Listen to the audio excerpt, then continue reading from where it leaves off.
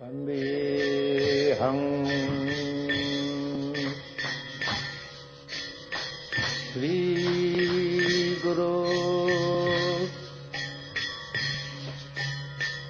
Sri Juta Padakamalam Sri Gurun. So today we're looking at text 4 to 8. Let's chant text number 4. Would someone like to lead us in the chanting?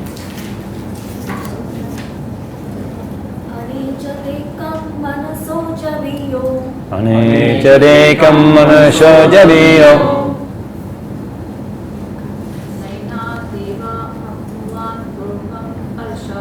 Naina deva apurvan purvam arshat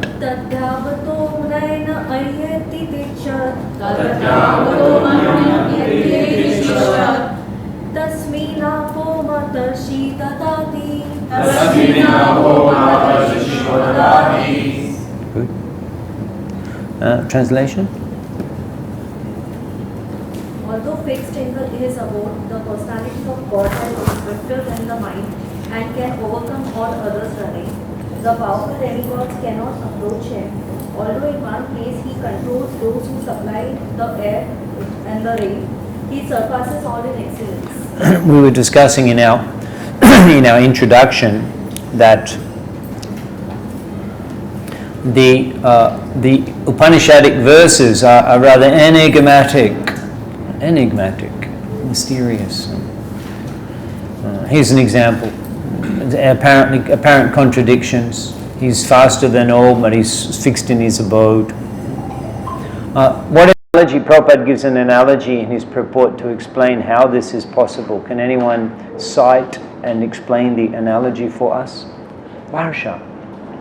He explains that while in this room, when he was addressing his American devotees, he said that while in this room, you can suddenly think about your home in India.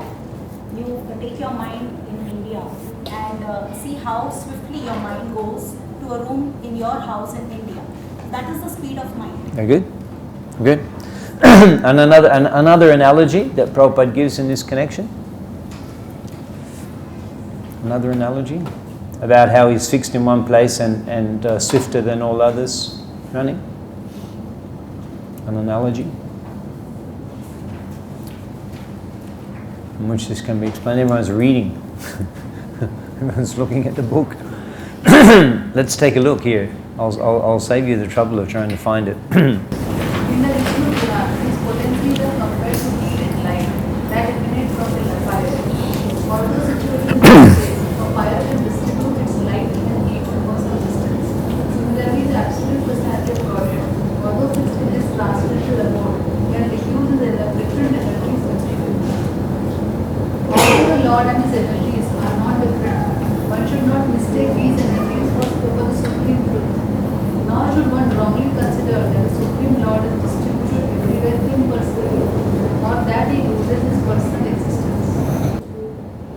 So this is the potency of the Lord, that he can be present everywhere through his energy, expansion of energy, and at the same time he can have a personality which is completely, as Krishna explains in Bhagavad Gita, that Majtani Sarva Bhutani, 9th chapter, text 4. Majtani Sarva Bhutani, everything is situated in me.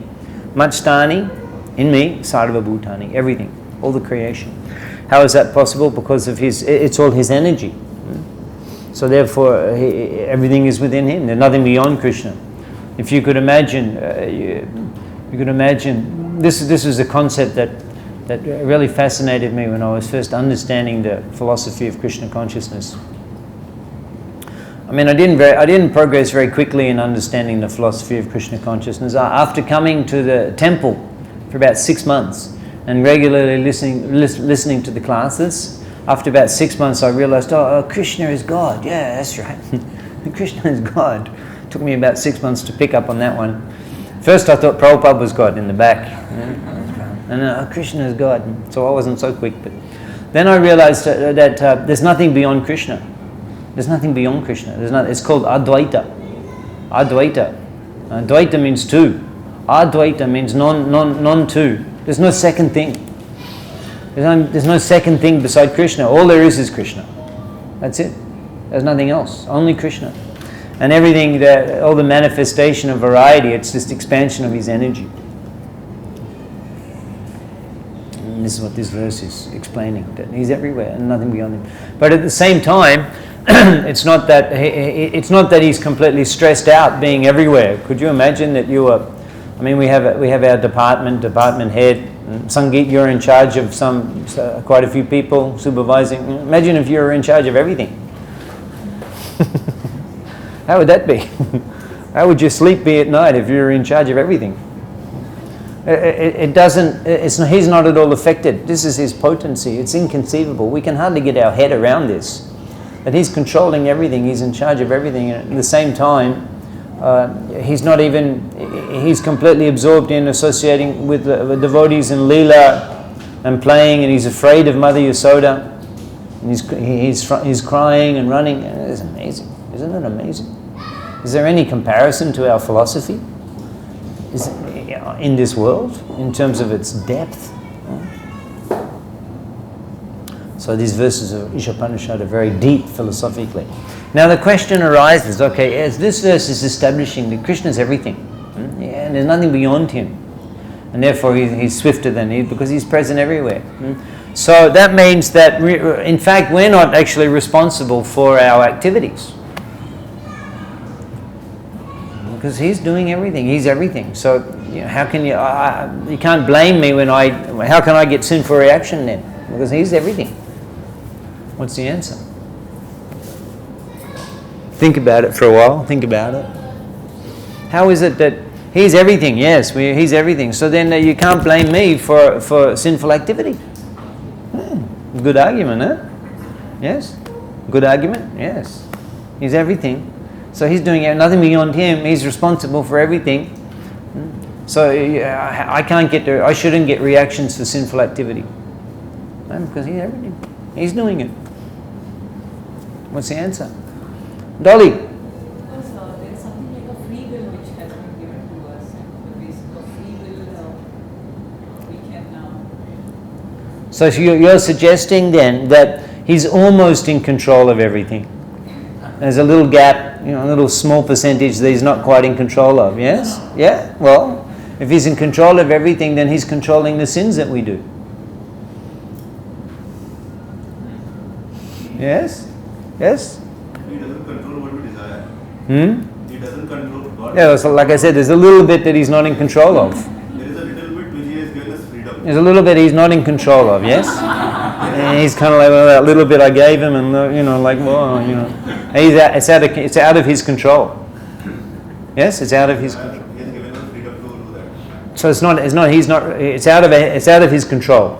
There's a little bit he's kind of almost in control of everything. There's a little crack there that, yes? Ruchita. So the thing is that he grants our desires. So based on our desires, he grants whatever we wish. Okay, that's interesting. So even the karma, so good karma, bad karma. So Okay, that's interesting. Just yes. He doesn't interfere in our desires. Okay, good. Point no. You change position. It makes it complex when you change position. But that's okay. You have free will. Here's an example. You can sit wherever you like. Sorry, I think I... The soul is within as we are a part and parcel of God. So whatever we do, the soul is observing it. And if you see, we feel somewhere down the line, if we are committing a wrong mistake, at some point of time you are uncomfortable. So soul is giving you an answer within, no, this is wrong. But still you are committing mistakes. At some point of time, during ages, you do realize it and you do accept, and especially people who realize that they're old. It's fascinating. I kind of got that. Let's just take a step back. Like Christianity, for example. That's their philosophy, that he's almost in control. There's a certain area that he's lost control, and the devil's taken that control. The devil, and it's actually it's a competition. There's a struggle for control. That's the Christian philosophy, and we have to try to reclaim the people from they get captured by the devil, and we have to try to capture them back. It's like a struggle. The devil was their philosophy. There's their philosophy. We were spoon-fed in the schools. That the devil was an angel, and he kind of like renegade. He went bad. Why did he go bad? And no explanation. And now he's kind of, he started up his own movement. That's their philosophy. And we have to try to combat the forces of evil, and it's a fight between the good and the bad. And some places it's a write-off. He's just completely taken control of some suburbs of Mumbai. But it's not. The fact is, pointer.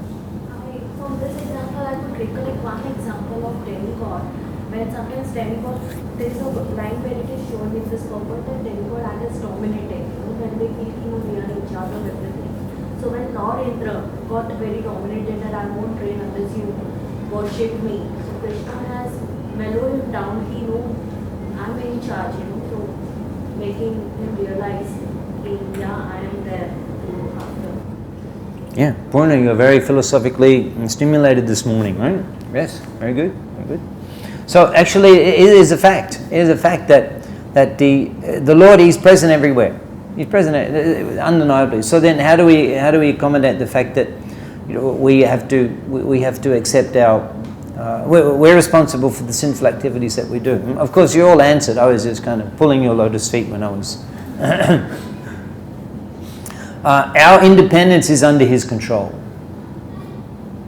Our independence is under His control. It's not outside of His control. It is. He has allocated independence to us, and He's allocated that. And how is that? How does that work?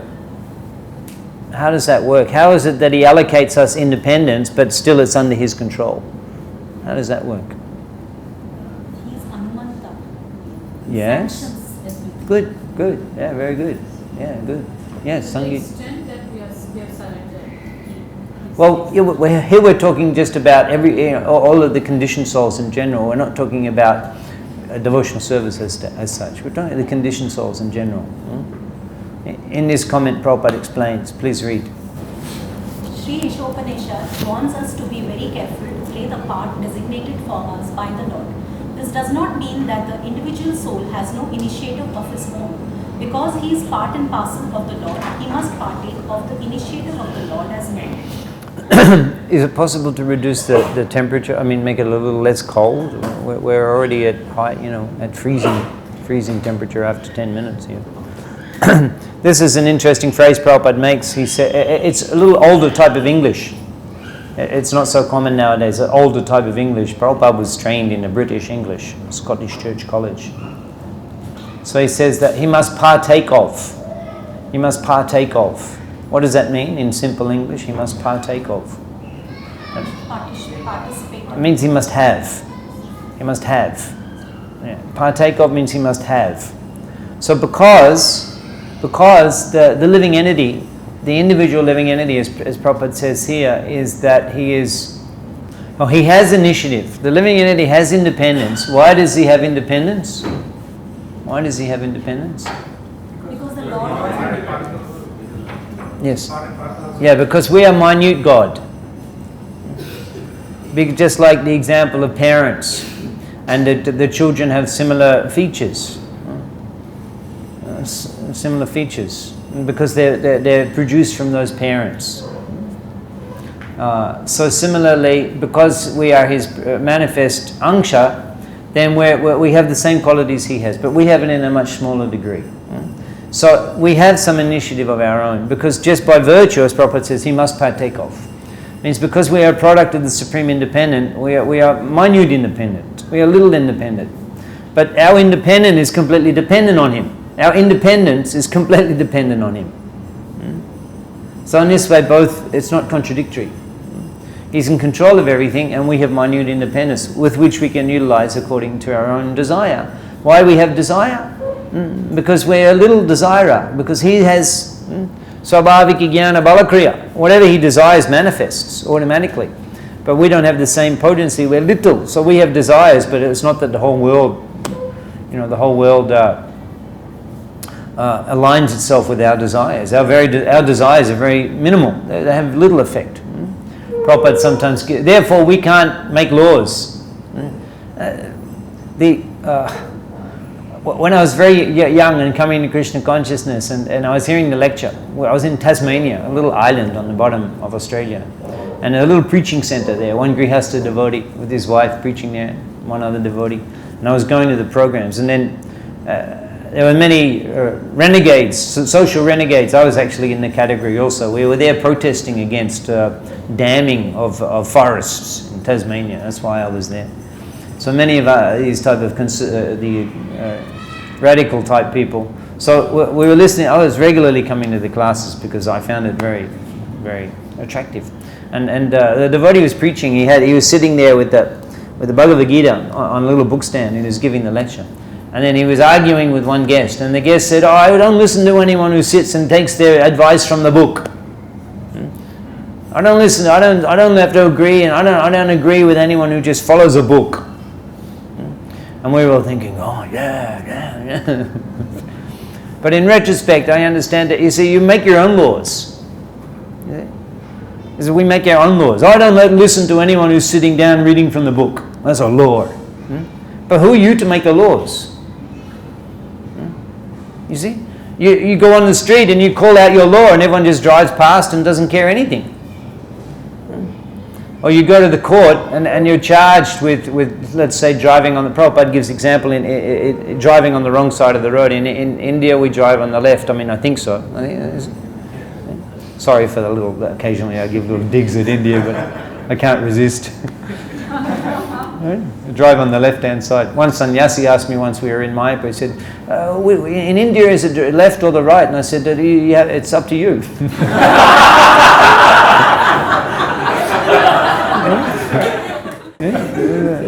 There's exercise of free will for you. Driving in India. That's the only law, exercise your free will.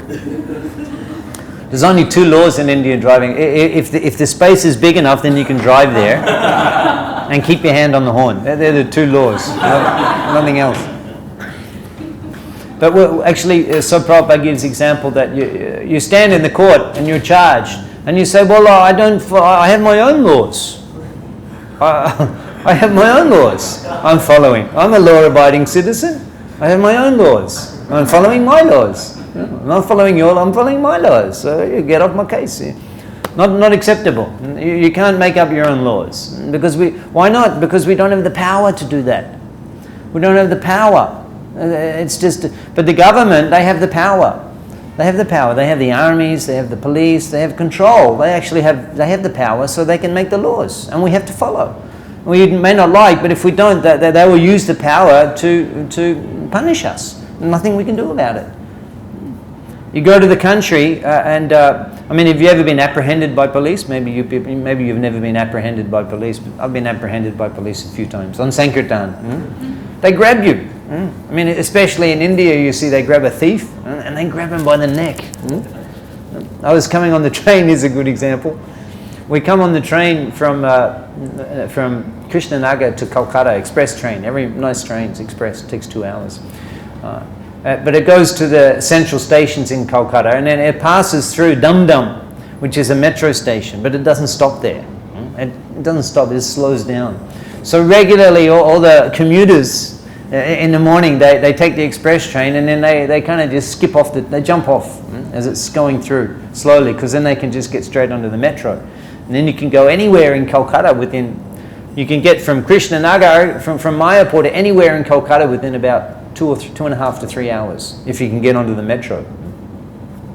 So regularly you see all the guys, all the commuters, every day they're going, and they're all standing there and they all jump off. And so I was one morning also planning on doing that, and I was like 2 or 3 in the line back, and then people are jumping off, and then all the way along the platform were the railway police, and they had their cameras, and it was like their day out to capture all the commuters who were jumping off. You can relate to this?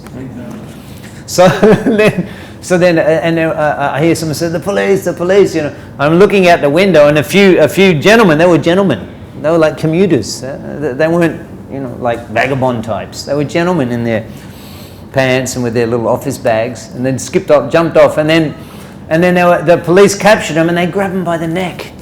They grabbed them by the collar. And they're kind of like, and they got them by the collar, and they're like a prized capture.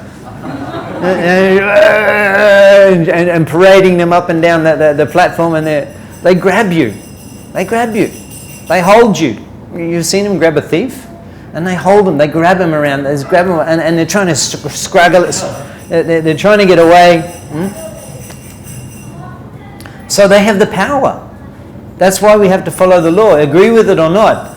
I agree with it or not. It doesn't matter. They have the power. They can throw you in the jail. They can throw you in the jail for a long time. So because they have the power, that's why they can make the laws. That's it. There's no other way of looking at it. Why we have to follow their laws? Because they have the power. You're in trouble if you don't. So we don't have the power to make our own laws. We can't enforce our laws on others. And ultimately, because he has the ultimate power, we have to follow his laws. That's it. Take it or leave it. That's his logic. It's not an optional thing. Following the law, dharma, it's not an optional thing. If you like it, you follow it. If you don't, you can do something else. It's up to you. No problem. No harm. No issues. So as Prabhupada's mentioning here so therefore cautious. We have to be careful. Prabhupada says here, careful. We have to be careful to play the part designated for us, which is cooperate and surrender, or align oneself. It's interesting when you analyze the isopanishad. It's a good strategy to do this first. These are very fundamental laws. These are, as we discussed yesterday, they are the laws of material nature, universal laws. It's policies, it's standard policies, government policies here, government policies. And bhakti is even more intimate, bhakti. Because following the laws of dharma is like we follow the laws of the government. I'm a law-abiding citizen. That's good, Prabhupada's mentioning here, you have to do. But bhakti is even more intimate.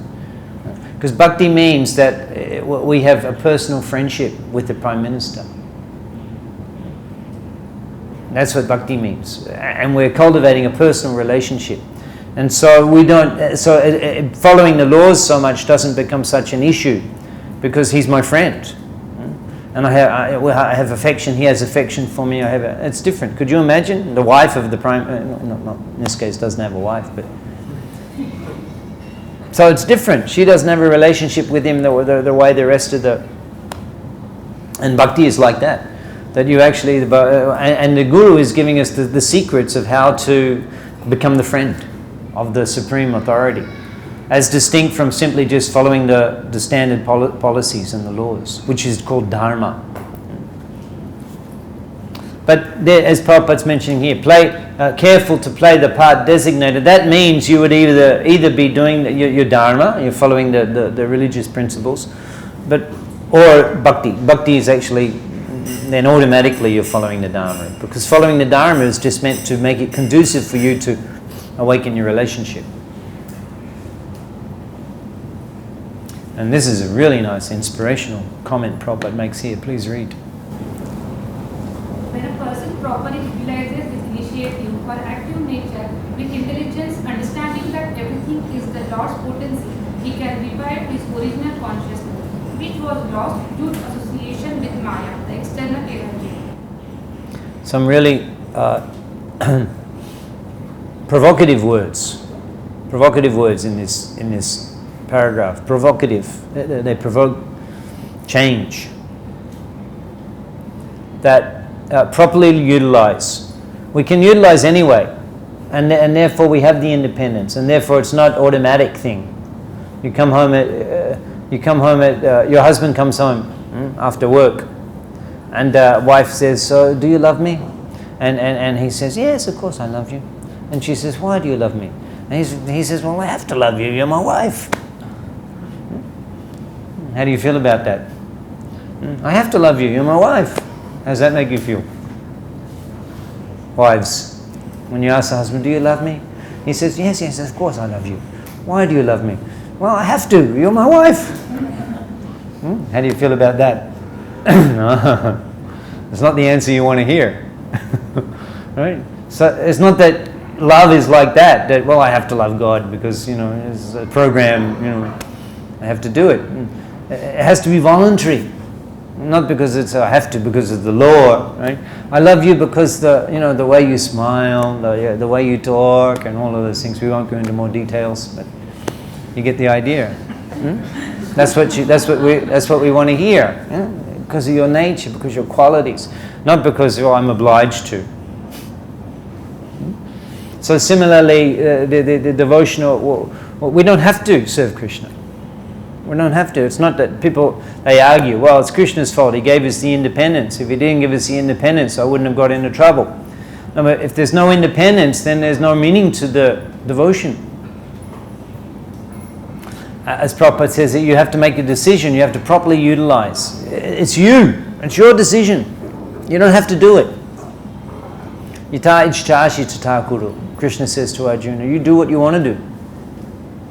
After explaining everything in the Bhagavad Gita. So therefore we have to exercise. And sadhana, like we accept a guru, and the guru trains us to utilize properly our initiative. Because on our own we're renegades. So we surrender to the guru, and he trains us. You act like this, you do like this, you follow my instructions. And as Prabhupada says here, in that way we revive, become healthy again. Become healthy, revive. When it's completely revived, there's no more tendency there to be a renegade. We've completely revived our proper devotional attitude and service mentality, and we don't need to suffer anymore. We don't need to be in the material world anymore. The whole idea of the material world and the suffering we experience is to help revive us.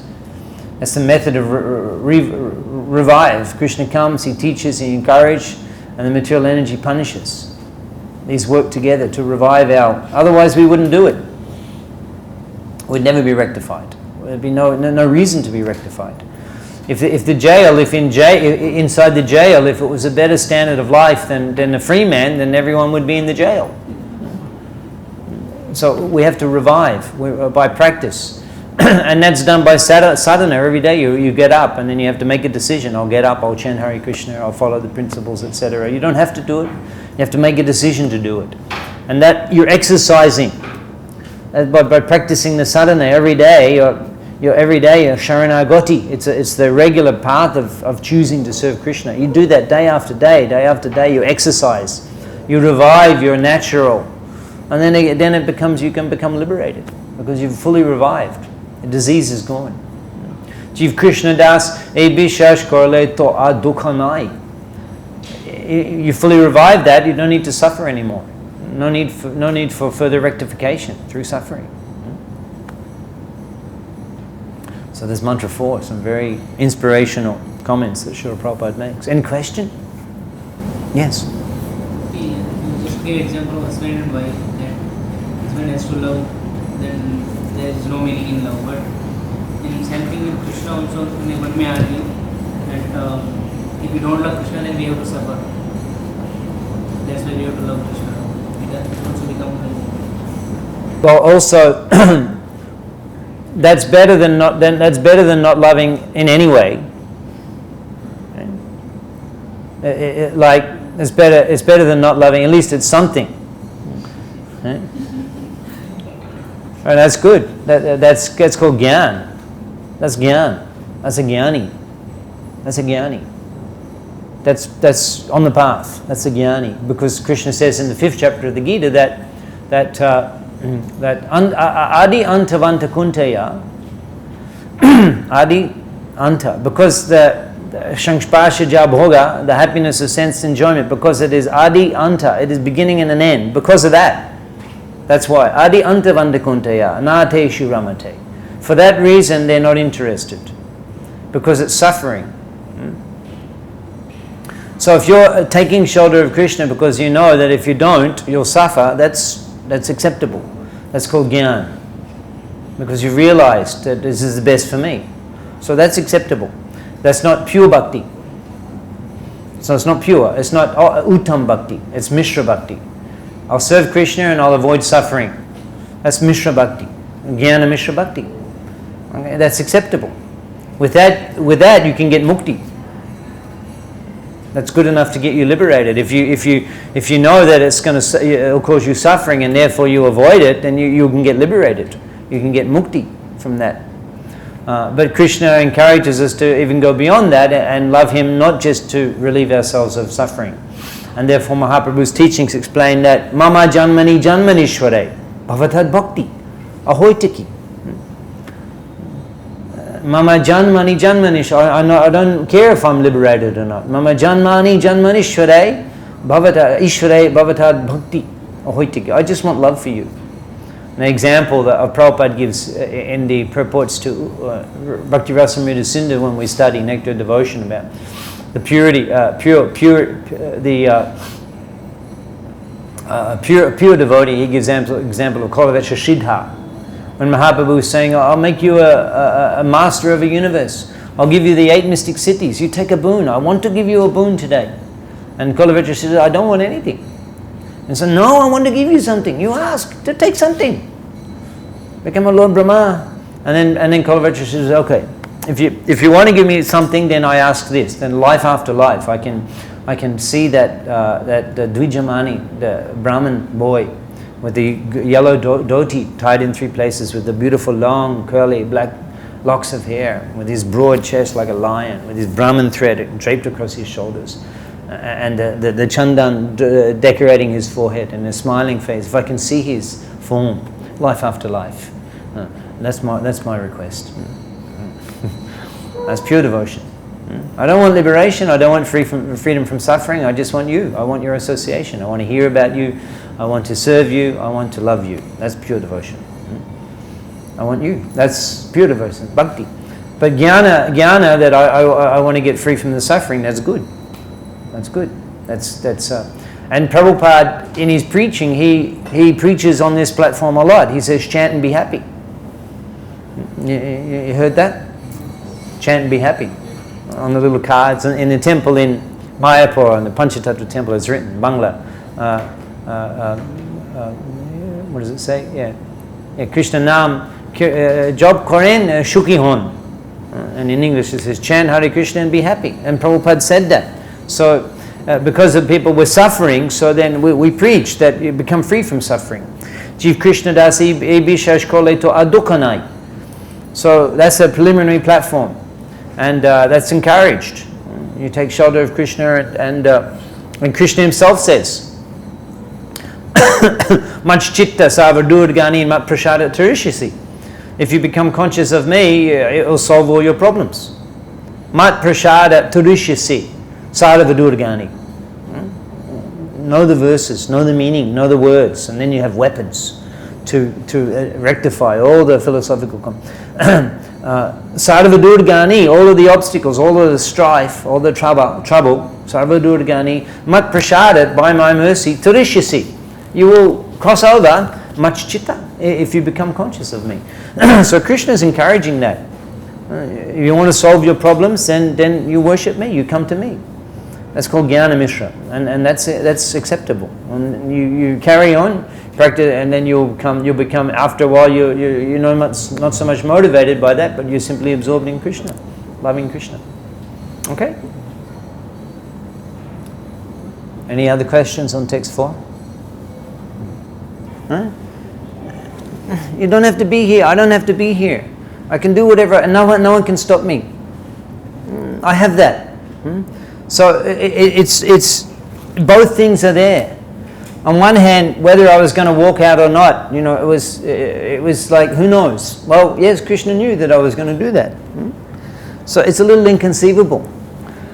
Yeah, you understand my point? Yes, Prabhupada. That we have a little, but only I can make a decision. How is it that I can make a decision what to do, whether or not I'll come back or whatever, is because I'm a little God. So in the same way that at a time, because time is, we can say, well, it's not that, you see, that time is irrelevant for him. Time is irrelevant for him. Nime shadako brajahi nahi natrapi shamayaha. There's no time in the spiritual world. So there's no question. Everything he knows, because he's everywhere. That's it. And then the future, the past, the present, they're meaningless things. He knows everything. That's it.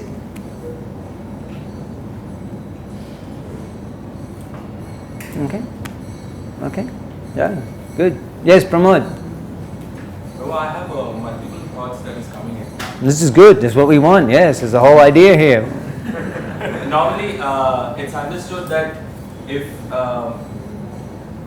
we are trying to love someone just because he is of a higher status or something, can it be a selfish motive from our side because we are That's good. That's a good question. In this case, it's selfish for us, but it's also what Krishna wants. So it may be selfish, considered that I want to serve Krishna, I want to because it makes me happy. I want to chant Hare Krishna because I get bliss. I want to do the kirtan because I get enjoyment from it. That's fine. Then that's good. Then don't complain. No complaints. But Krishna wants it also. So in that way, it's self. It is legal. So you're allowed to. You want it, and then but nothing illegitimate in that because Krishna wants it too. And we have to. The idea is that we completely comply with Krishna's desire. Now, when our desire and Krishna's desire are the same, then that's wonderful. Then that's perfect. So if we want it, then it doesn't mean we're not allowed to. It's not like we can only do things that we don't want to do, and then that'll please Krishna. No. If Krishna wants that, and then if we want it also, I want to take prasadam. Well, Krishna wants us to take prasadam because that gives him pleasure when we eat his remnants. So that's great. That's why it's kevala anandakanda.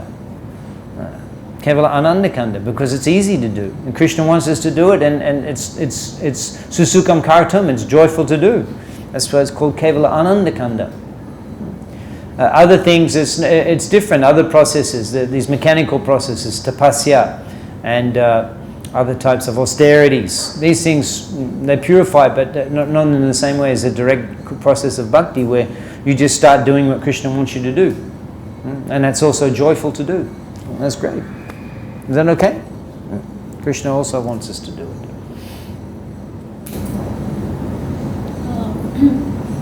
Say suppose amongst your family members you find a lot of people not Krishna conscious and they don't have tendencies of becoming Krishna conscious.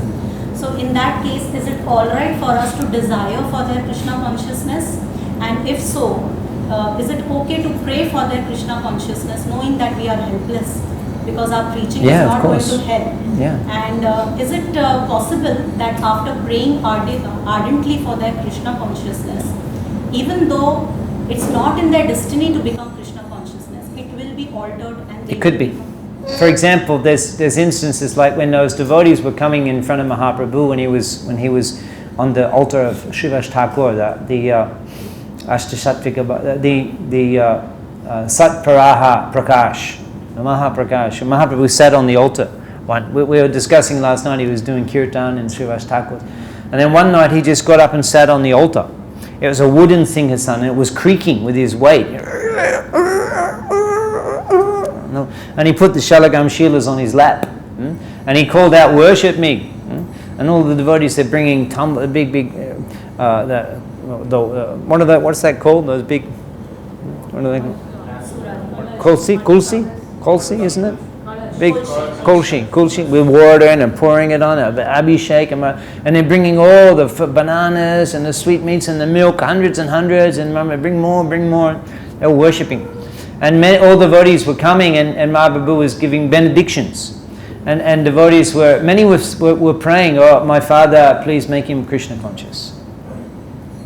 And Mahaprabhu would fulfill. You can do that.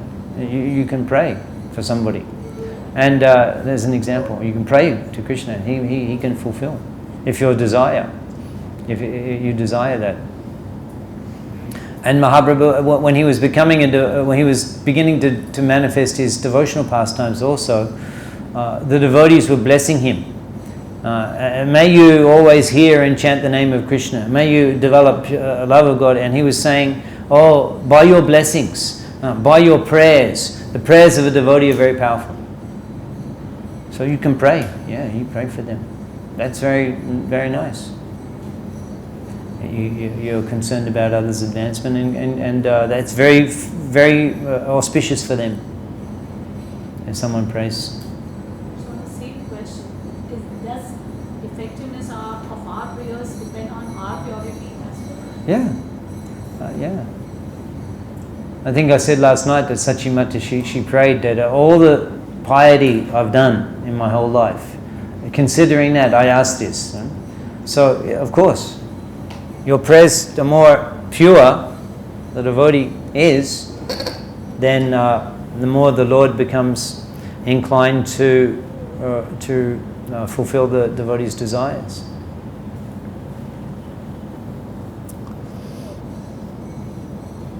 Or no? Yeah, but still at the same time, we shouldn't become impatient in that regard. We shouldn't become impatient and make demands, and ultimately it's up to the Lord. But praying for somebody is very auspicious for them, and then ultimately it's up to the Lord. Yes. Chant Hare Krishna. Chant Hare Krishna. Ridyantashto hi abhadrani virunati. Ridyantashto, he's situated in the heart. Abhadrani, all of the abhadra, all of the disrespectful things, the bad things, the inauspicious things.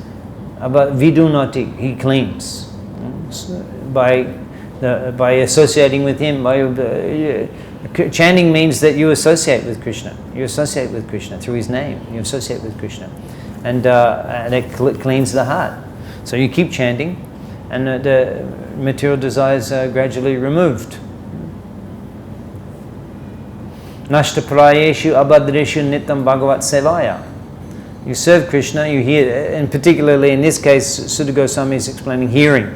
Nitam bhagavat sevaya, you constantly hearing and serving the Lord.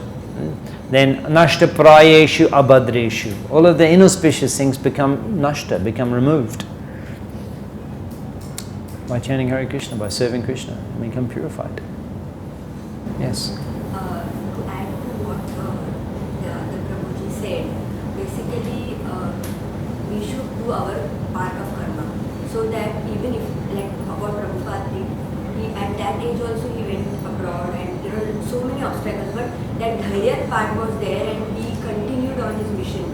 So then whatever is destined for us will come back to us. So even though we say that if whatever is our set of life, our karmas are decided, but still somewhere our initiative also, and of course Krishna's mercy will take us ahead. Well, it will change. Your destiny, your karmic destiny changes when you practice devotional service.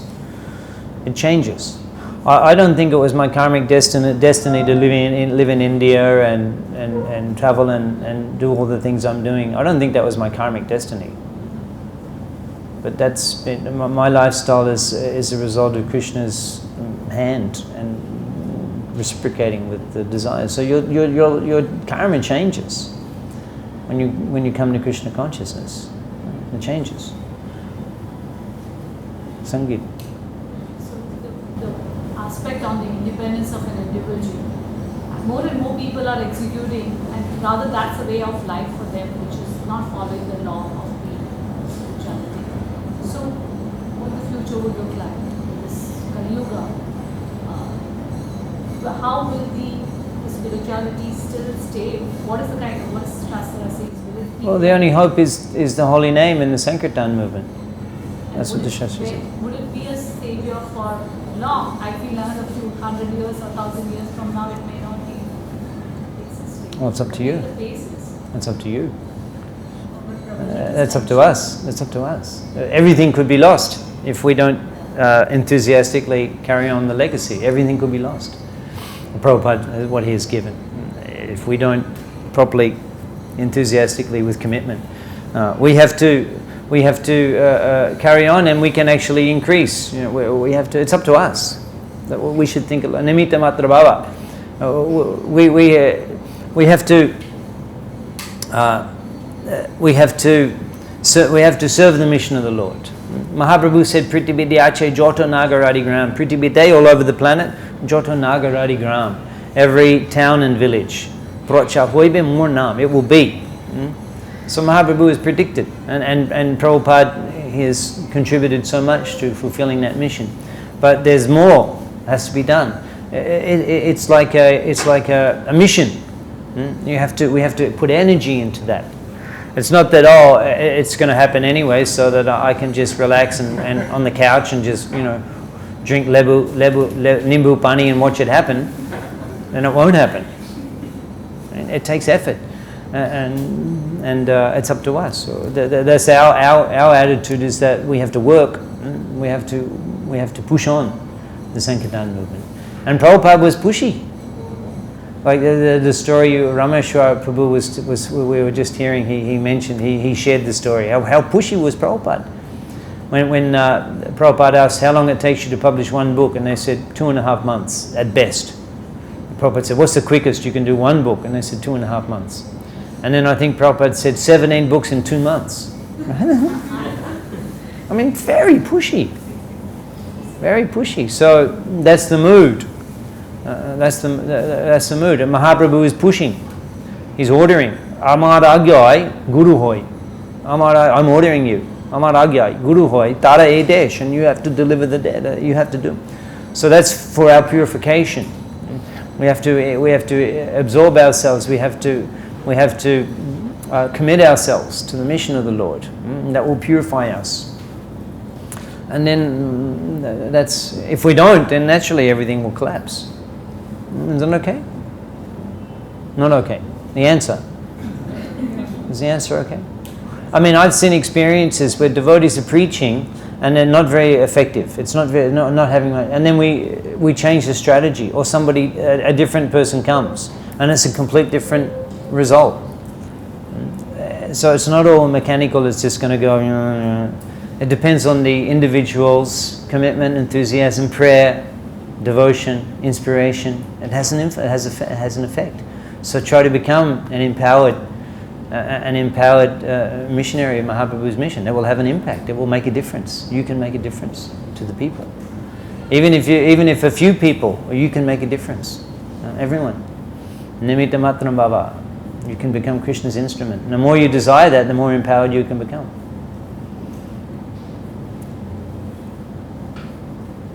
Shall we move on to text number 5? Someone like to chant?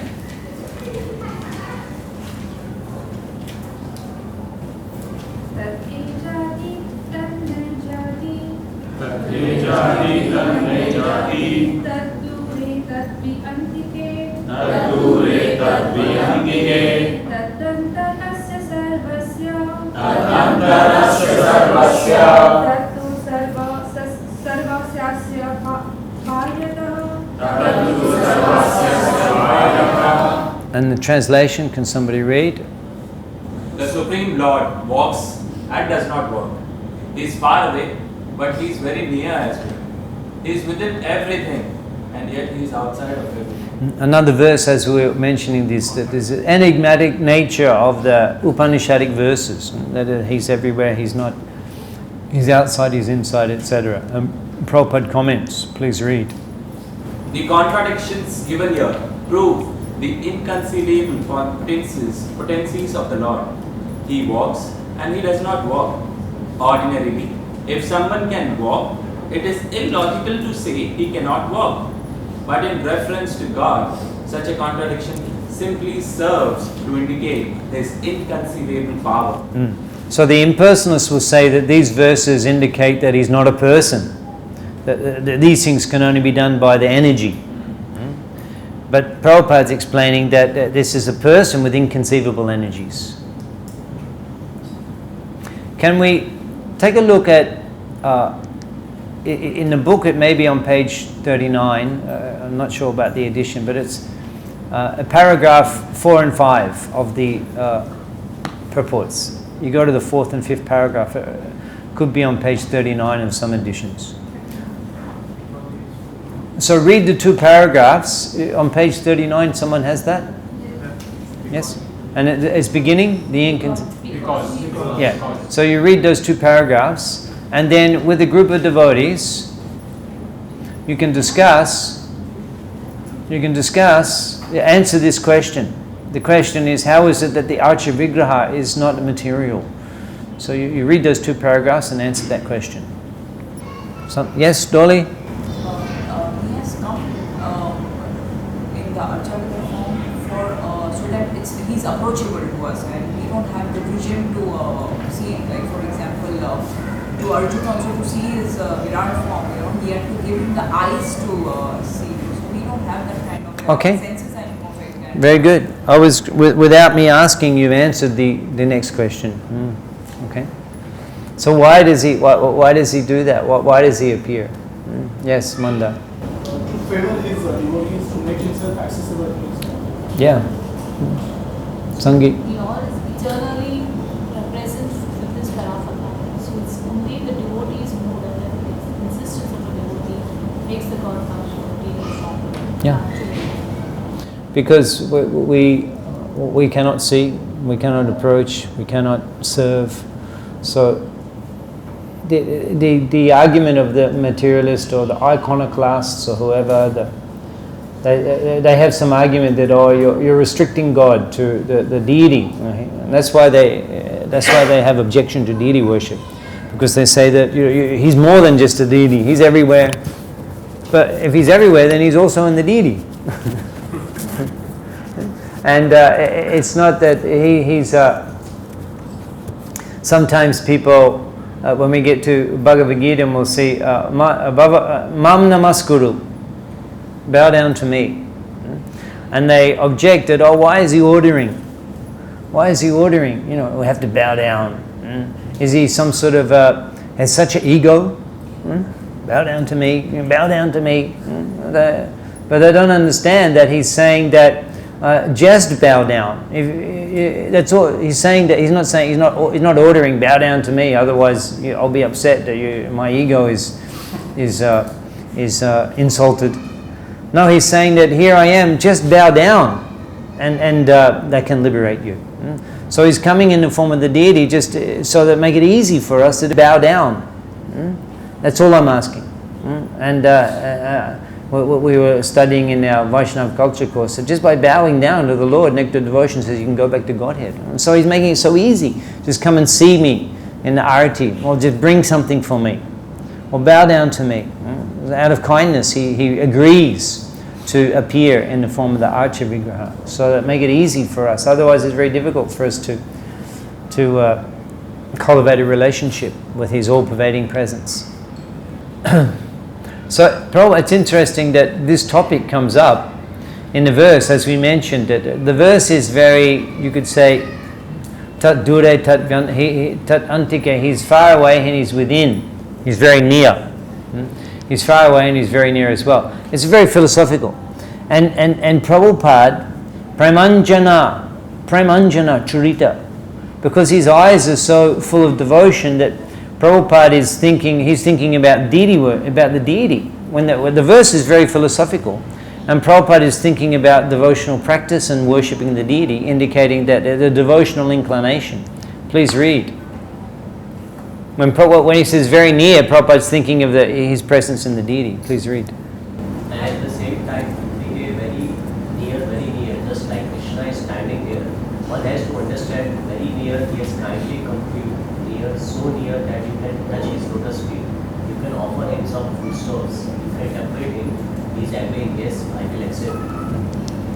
How does he accept? That is called Yushakam, very, very far away. At the same time, Antike immediately. Provided you know the means, if you know, then you can see that is God's power. He can remain far, far, far away, but he can immediately be approachable. He can be very near because he can go close to him in the temple. Actually, I was, where's Gauri? Yeah, when I was in Bhiwandi. Bhiwandi? Bhiwandi. Boo. I'll get it. Bhiwandi. So, I had a little glimpse there of Radha Krishna deities that have already been, they're hidden there, they're already there, Radha Krishna. The deities are large, as large as Sisi Radha Rashbihari, or even larger, they're large. But the altar is not so large, so it'll be very close darshan. It'll be very attractive. Bhiwandi. It'll be very attractive. Big Radha and Krishna, and you can go very close. Here we have it's very Aishwarya. I remember the first time I came to this temple, a long time ago. We were coming from Australia to go to India, it was actually Africa, and we came through Mumbai. And so we just came to the temple from the airport. We came to see Mangaladi, and when I saw the doors, the doors are so huge. I don't think there's any doors as large as ISKCON Juhu temple, in any ISKCON temple. The doors, they're so huge. Right? It's like, wow, like 3 stories. And when I saw that, I just, it's like the spiritual world, the Lord's abode, and the temple of the Lord He's writing. But it's formal. There's Aishwarya Bhav here, opulence. It's very formal. And the railings and everything. It's very, very beautiful, like Vrindavan. Very formal and very gorgeous and very the grandeur. So there's a mood of the temple. But Bhiwandi will be very intimate. Very intimate. People will be attracted like anything because it can come so close to the deity.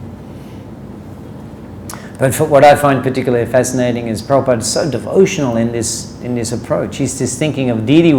The verse is so philosophical. It's the ethereal Vedic mantras, and Prabhupada is talking about touching the lotus feet of the deity. Prabhupada is such a devotee. He's so devoted. He's so Krishna conscious. He's so inclined to serving the Lord and the devotional. And Prabhupada carried the deities. It's an amazing phenomena. He arrived in Sydney. We hear the descriptions. He flew on the plane from Singapore, and the Bali Mandan was the servant.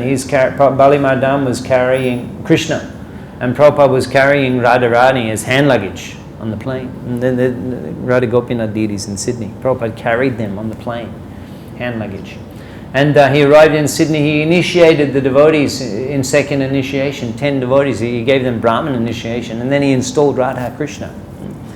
And as he was leaving, he said, I've left you in the hand of the Malecha Javons. Please accept their service. So we may ask, why? Why Prabhupada did that? Why not just the holy name? And because it helps us come close to Krishna. When you worship the deity, you become close to Krishna. You can touch the Lord. You can offer food. You can see the Lord. You can dress the Lord. You can dance before the Lord. Prabhupada ki. Yeah. Please read. The Archa of the Lord descends at the request of the Acharyas, the holy teachers, and work exactly in the original way of the Lord by virtue of the Lord's holy presence. That by the request of the Acharyas, because they understand it. In the Bhagavatam, Prabhupada's commenting in the first canto that actually the deity worship is meant for the neophyte. And the advanced devotee is absorbed in preaching and hearing and kirtan. More advanced. But Prabhupada said, but the Acharyas, they establish the deity because the neophyte, the conditioned souls, they need to be able to see the deity in the temple and come to the temple and center their lives around the temple, because they're not able to sustain absorption just in hearing and chanting like Haridas Thakur. So therefore Prabhupada established deities everywhere so that we could center our lives around the deities and make it very easy to fully engage all of one's life and senses and mind in the service of the Lord through worshipping the deity in the temple. Let us chant mantras 6 and 7. Someone like to chant the Sanskrit? We'll respond. Yastu sarvani bhutani. Yastu sarvani bhutani. Atmani evanupashyati. Atmani evanupashyati. Sarvabhuteshu chatmanam. Sarvabhuteshu chatmanam. Tato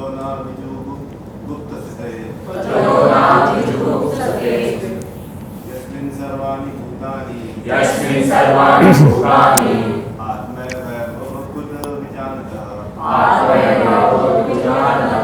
तत्र को मोहः कः शोकः एकात्मम् अनुपश्यतः. Please read the translations. He who sees systematically everything in relation to the Supreme Lord, who sees all living entities as parts and parcels, and who sees the Supreme Lord within everything, never hates anything or anything. One who always sees all living entities as spiritual sparks, in quality one with the Lord, becomes a true knower of things. What then can be illusion or anxiety?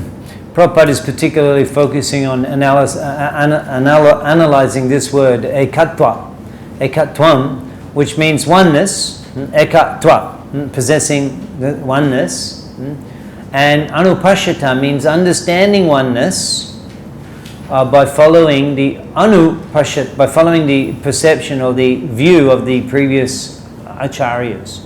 So he's explaining here that seeing through authority. So we understand ekatva anupashyati means that our understanding of ekatva, of oneness here, is integrated with the other shastric statements about the Lord's personality. And in that way we understand what is meant here by oneness.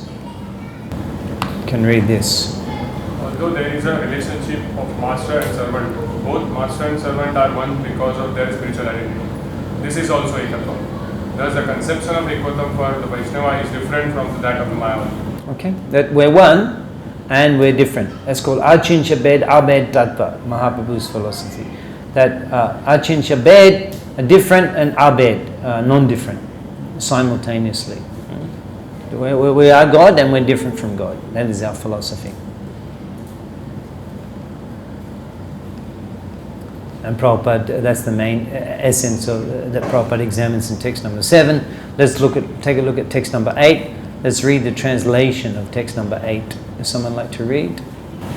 Such a person must factually know the greatest of all, the personality of Godhead, who is unembodied, omniscient, beyond reproach, without wings, pure and uncontaminated, the self-sufficient philosopher who has been fulfilling everyone's desire since time immemorial. And Prabhupada's focusing particularly in this verse on the words Shuddham and Apapavidham. Please read. This is most important part of this verse. No sin can pollute Krishna. There cannot be any sinful action. Your laws cannot restrict Krishna. So what do sometimes the envious materialists, how they criticize Krishna in what way, in what respect? Do they criticize Krishna in what respect? Okay. Prabhupada is explaining, please read. For you, there may be so many restrictive laws.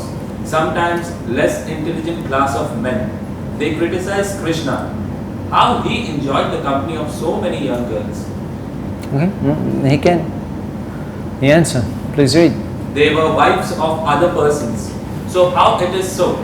So the answer was given that Krishna cannot be contaminated. Rather, anything comes to Krishna, even with contaminated mind, becomes purified. So why just 16,000? Everything is meant for Krishna's enjoyment. Everything is meant for Krishna's enjoyment. And Shuddham, most purified. Please read. The sun extracts moisture from untouchable place, yet it remains pure, purifies obnoxious things by virtue of its sterilizing power. Okay, so Prabhupada is concluding text number 8. Please read. In his childhood, he killed many powerful beings such as Agasur, Makasur, and Sakapasur, and there was no question of his having acquired such power through any extraneous endeavor. He lifted over the grip without ever practicing weightlifting. He danced with trophies without social restriction and without reproach. Sometimes Prabhupada will comment that the Sahajiyas, they are looking at the Gopi Jana Balab, the line that Kunja Bihari. They are imitating that one, but the Giri Baradhari, that line they're not imitating. Giri Badi Dari. That line they're not imitating. Kunja Bihari, they're imitating. But the Giri Badi Dari line they're not imitating. But because he's Giri Badi Dari, then he can be Kunja Bihari.